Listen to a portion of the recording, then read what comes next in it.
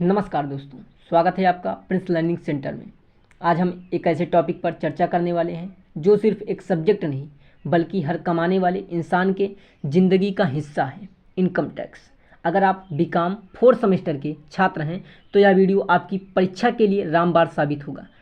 लेकिन रुको, यह सिर्फ बीकॉम तक सीमित नहीं, बीबीए, एमकॉम और पूरी कॉमर्स स्ट्रीम के लिए यह उतना ही ज़रूरी है।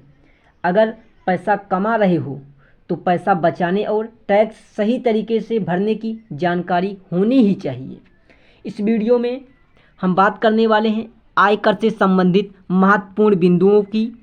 आकलन वर्ष क्या होता है, अर्थात कर निर्धारण वर्ष, जिसको हम असेसमेंट ईयर कहते हैं। पिछला वर्ष प्रीवियस ईयर, वित्तीय वर्ष फाइनेंशियल ईयर, और difference between previous year and assessment year, जैसे कि टाइम फ्रेम के आधार पर, पर्पज के आधार पर और सीक्वेंस के आधार पर प्रीवियस ईयर और असेसमेंट ईयर में क्या डिफरेंस होता है। तो वीडियो में लास्ट तक बने रहें, क्योंकि एक भी टॉपिक मिस करोगे तो पछताओगे। तो चलिए बिना समय गवाए शुरू करते हैं इनकम टैक्स का असली खेल।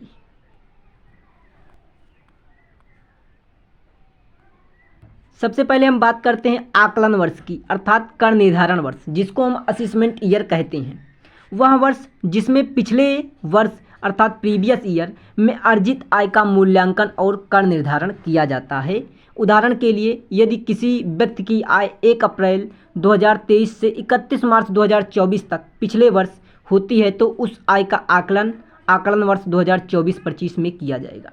असेसमेंट ईयर मतलब the assessment year is the year following the financial year in which the income earned during the previous year is assessed and taxed. For example, if an individual earn income from April 1st 2020 to 31 March 2024, the previous year the income will be assessed in the assessment year 2024-25। मतलब आकलन वर्ष, कर निर्धारण वर्ष वह वर्ष होता है जिस वर्ष में पिछले साल कमाई गई कुल इनकम का टैक्स कैलकुलेशन किया जाता है और उससे रिटर्न फाइल किया जाता है, टैक्स भरा जाता है और रिटर्न फाइल किया जाता है। असेसमेंट ईयर या कर निर्धारण वर्ष कहलाता है। जैसे कि उदाहरण के तौर पर 1 अप्रैल 2023 से 31 मार्च तक पिछले वर्ष जो इनकम हुई होती है उसका टैक्स की गणना, उस पर कितना टैक्स लगेगा उसकी का निर्धारण वर्ष 2024-25 में किया जाता है। तो जो 2023-24 होता है, 1 अप्रैल 2023 से 31 मार्च 2024 तक जो होता है, ये 2024-25 के लिए प्रीवियस ईयर कहलाएगा। अर्थात असेसमेंट ईयर वह ईयर होता है जिसमें हम प्रीवियस ईयर में अर्न की गई इनकम का टैक्स कैलकुलेशन करते हैं, असेसमेंट ईयर कहलाता है, अर्थात कर निर्धारण वर्ष कहलाता है। चलिए अब जानते हैं कि प्रीवियस ईयर क्या होता है। प्रीवियस ईयर पिछला वर्ष। तो पिछला वर्ष वह वर्ष है जिसमें व्यक्ति या संस्था अपनी आय अर्जित करती है और आकलन वर्ष से ठीक पहले का वर्ष होता है। यही वर्ष या यही अवधि इसमें आय उत्पन्न होती है और इसी आधार पर कर की गणना की जाती है। उदाहरण के लिए, यदि वित्तीय वर्ष 1 अप्रैल 2023 से 31 मार्च 2024 तक है तो इस अवधि में अर्जित आय का आकलन वर्ष 2024-25 में किया जाएगा। प्रीवियस ईयर पिछला वर्ष मतलब पिछला वर्ष वह वर्ष होता है जिसमें हम इनकम को अर्न करते हैं। हम जितनी कमाई करते हैं, जिस वर्ष में करते हैं, वही हमारा वर्ष प्रीवियस वर्ष कहलाता है। किसके लिए? अगले वर्ष के लिए, जिस वर्ष में हम उस कमाई हुई इनकम का टैक्स कैलकुलेशन करेंगे, उसके जस्ट पिछला साल जो होता है वही हमारा प्रीवियस ईयर कहलाता है। जैसे कि उदाहरण के लिए, हम 1 अप्रैल 2023 से 31 मार्च 2024 तक जितनी इनकम कर रहे हैं इसका कैलकुलेशन हम क्या करते हैं, वर्ष 2024-25 में करते हैं। तो वर्ष 24-25 जो होता है हमारा असेसमेंट ईयर कहलाएगा, कर निर्धारण वर्ष कहलाएगा, और जो 23-24 होगा ये हमारा कहलाएगा प्रीवियस ईयर, पिछला वर्ष। ठीक, तो वही है previous year the previous year refers to the year in which an individual or identity earn income and it's the year immediately preceding the assessment year. तो वही है कि प्रीवियस ईयर वो होता है जो असेसमेंट ईयर के पहले आता है और इसमें कमाई गई इनकम या जितनी इनकम हुई होती है उसका आकलन कैलकुलेशन हम उसके अगले वर्ष में करते हैं, असेसमेंट ईयर वो कहलाता है, और जिस वर्ष में हम कमाई करते हैं वो हमारा प्रीवियस ईयर कहलाता है।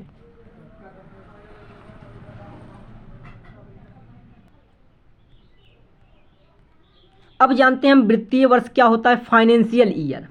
तो देखिए वित्तीय वर्ष वह वर्ष होता है जिसमें आय अर्जित की जाती है और यह 1 अप्रैल से 31 मार्च तक होता है का समय होता है। जो हमारा फाइनेंशियल ईयर होता है वो होता है 1 अप्रैल से 31 मार्च तक होता है। किसी भी वर्ष का जो फाइनेंशियल ईयर होगा वो 1 अप्रैल से 31 मार्च तक ही होगा, ठीक, का समय होता है। या पिछले साल या पिछले वर्ष के साथ ही एक ही अवधि को संदर्भित करता है जब कर की गणना की जाती है, ठीक। या प्रीवियस ईयर वर्ष ही होता है, प्रीवियस ईयर ही होता है के साथ ही अवधि में होता है, संदर्भित करता है जो कि कर की गणना की जाती है, ठीक। उदाहरण के लिए वित्तीय वर्ष 2023-24 1 अप्रैल 2023 से 31 मार्च 2024 तक होगा। तो जब हम कहें वित्तीय वर्ष या फाइनेंशियल ईयर 2023-24 तो समझ जाना कि 1 अप्रैल 2023 से लेकर 31 मार्च 2024 तक का जो समय होगा वो हमारा वित्तीय वर्ष फाइनेंशियल ईयर 2023-24 होता है, ठीक। तो ये होता है फाइनेंशियल ईयर। वही चीज़ अब यहाँ पर इंग्लिश में दिया गया है, इंग्लिश वर्जन है कि फाइनेंशियल ईयर जिसको हम EFY से डिकोड करते हैं, the financial year is the year in which income is earned and its spans from April 1 to March 31 of the next year. Its is the same as a previous year in tax terms. तो मतलब ये previous year के ही समान होता है। Previous year जो होता है ये असेसमेंट ईयर के पहले होता है और जो हमारा फाइनेंशियल ईयर होता है ये भी असेसमेंट ईयर के पहले आता है। देखिए फाइनेंशियल ईयर में जो हम अर्निंग करते हैं उसका कैलकुलेशन हम उसके अगले साल में करते हैं। जैसे कि हम फाइनेंशियल ईयर हमारा क्या है 2023-24 हमारा फाइनेंशियल ईयर है, तो हमारा जो असेसमेंट ईयर होगा ये 2024-25 होगा। क्या होगा 2024-25 मतलब इसका अगला साल। कुछ साल तो 24 का रहेगा, कुछ महीने 24 के रहेंगे, कुछ महीने 25 के रहते हैं। जैसे कि फाइनेंशियल ईयर शुरू होता है 1 अप्रैल से 31 मार्च होता है। 1 अप्रैल अगर 2023 से है तो 31 मार्च 2024 में जाएगा। तो इसी प्रकार financial year, assessment year, previous year होते हैं, ठीक। अब बात करते हैं कि difference between previous year and assessment year. Previous year और असेसमेंट ईयर में डिफरेंस क्या है। जैसे कि what is the discussion between previous year and assessment year in income tax. तो इनकम टैक्स में असेसमेंट ईयर और प्रीवियस ईयर क्या होता है, इसका डिफरेंस कैसे करते हैं और डिफरेंस क्या होता है इनमें। तो चलिए उसको जानते हैं कि असेसमेंट ईयर और प्रीवियस ईयर में मेजर डिफरेंस क्या होते हैं। तो सबसे पहले हम बात करते हैं टाइम फ्रेम के आधार पर। टाइम फ्रेम के आधार पर हम देखें तो असेसमेंट ईयर और प्रीवियस ईयर में डिफरेंस क्या होता है। तो देखिए previous year the year in which income is earned, वह वर्ष जिसमें हम इनकम को क्या करते हैं, अर्न करते हैं, वह हमारा प्रीवियस ईयर कहलाता है। Assessment year the year is which the income is assessed and tax is calculated, वह वर्ष जिसमें हम अर्न की गई इनकम का टैक्स कैलकुलेट करते हैं, वही वर्ष हमारा असेसमेंट ईयर का निर्धारण वर्ष कहलाता है। जैसे कि ग्राफ के माध्यम से देखें तो previous year year of income generation, वह वर्ष जिसमें हम इनकम को जनरेट करते हैं, इनकम की उत्पत्ति करते हैं, इनकम को कमाते हैं, अर्न करते हैं, वही हमारा वर्ष प्रीवियस ईयर कहलाता है, ठीक। Previous year. Assessment year your year of the calculation and assessment, तो वह वर्ष जिसमें हम टैक्स कैलकुलेशन करते हैं, टैक्स कैलकुलेशन एंड असेसमेंट, तो वह वर्ष हमारा जो होता है वो असेसमेंट ईयर कहलाता है, ठीक। चलिए अगला डिफरेंस देखें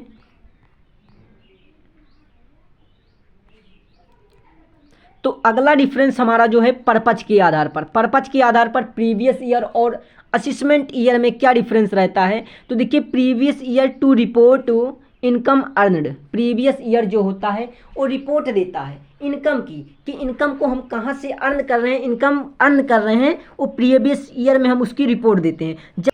जबकि असेसमेंट ईयर क्या होता है, to file tax returns and pay tax based on the income earned in the previous year. मतलब असेसमेंट ईयर में हम टैक्स रिटर्न फाइल करते हैं और पे करते हैं टैक्स को बेस्ड ऑन किसके आधार पर, इनकम अर्न के आधार पर। इनकम जितनी हम अर्न करते हैं उसी के आधार पर हम असेसमेंट ईयर में हम टैक्स रिटर्न फाइल करते हैं और टैक्स को पे करते हैं प्रीवियस ईयर के इनकम के आधार पर। तो वही हमारा असेसमेंट ईयर कहलाता है, ओके, पर्पज के आधार पर। देखिए previous year for reporting the income earned, हम रिपोर्ट करते हैं, रिपोर्टिंग करते हैं कि हमने इनकम कितनी जनरेट की है और इनकम कितनी कमाई है। जबकि असेसमेंट ईयर वह ईयर होता है year your filing tax return and pay tax. मतलब जो हमारा असेसमेंट ईयर होता है वो प्रीवियस ईयर में कितनी इनकम हम जनरेट किए हैं उसके लिए हम इनकम टैक्स पे करेंगे, टैक्स पे करेंगे और टैक्स रिटर्न फाइल करेंगे, ठीक। तो ये होता है पर्पज के आधार पर, उद्देश्य के आधार पर इनमें डिफरेंस, ठीक। चलिए अगला डिफरेंस देखते हैं। तो अगला डिफरेंस, मेजर डिफरेंस क्या है, तो अगला मेजर डिफरेंस जो है वो है सीक्वेंस के आधार पर, क्रम के आधार पर, कि असेसमेंट ईयर और प्रीवियस ईयर में क्रम क्या है, इनका सीक्वेंस कैसा है, तो उसको जानते हैं। Previous year comes before the assessment year. देखिए प्रीवियस ईयर अर्थात पिछला वर्ष जो होता है ये कर निर्धारण वर्ष के पहले आता है।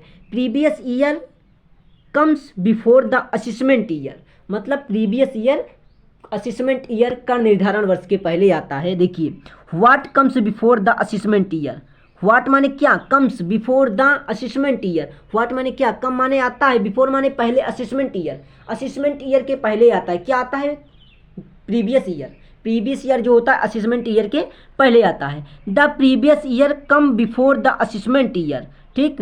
प्रीवियस ईयर जो होता है वो असेसमेंट ईयर के बाद में आता है। तो हमने देखा कि प्रीवियस ईयर और असेसमेंट ईयर में तीन मुख्य जो डिफरेंस होते हैं वे होते हैं, एक होता है सीक्वेंस के आधार पर डिफरेंस होता है, एक होता है कि पर्पज के आधार पर डिफरेंस होता है, एक सीक्वेंस के आधार पर होता है, एक पर्पज के आधार पर होता है, ठीक। और अगला जो हमारा डिफरेंस होता है वो टाइम फ्रेम के आधार पर, समय के आधार पर होता है, टाइम फ्रेम के आधार पर डिफरेंस होता है।